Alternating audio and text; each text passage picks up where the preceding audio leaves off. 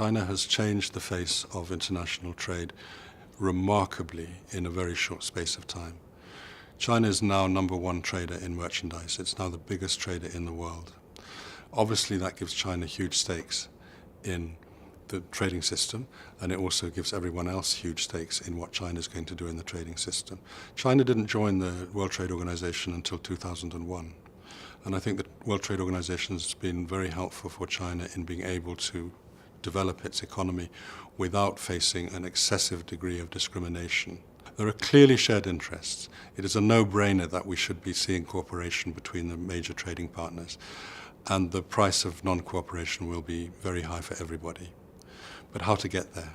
It needs imagination, it needs leadership, and it needs a willingness to recognize that there are multiple interests in the system. So China has to step up to the plate, but China should not be asked to do what it can't do because it's still not a fully fledged industrialized economy. It has a soft underbelly of developmental challenges, and that needs to be recognized. It doesn't mean that China is not world class.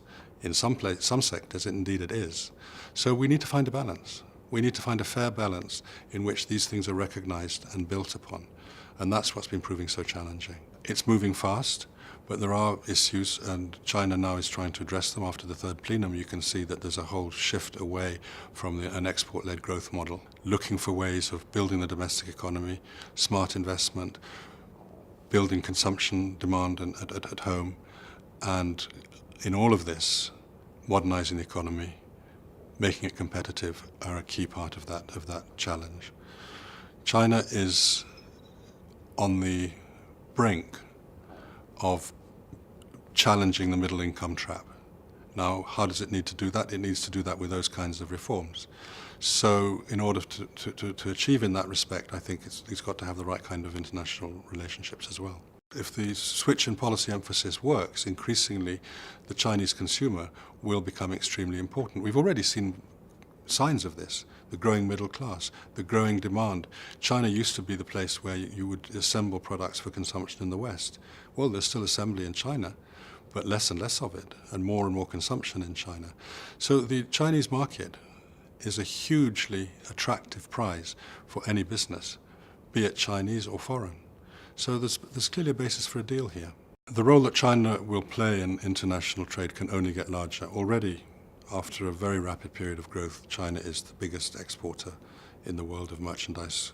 China is active in regional agreements, in preferential agreements, and China has become increasingly active in the World Trade Organization. I can only see that role increasing. If we accept that that it is not unreasonable to see a coexistence between certain kind of regional cooperation and the multilateral trading system, I can see China's role in both being quite prominent. But the challenge is to make sure for China and everybody else that these do not become competing interests that lead to a less than satisfactory outcome, and certainly to less than we would have if we could get the cooperation on every level.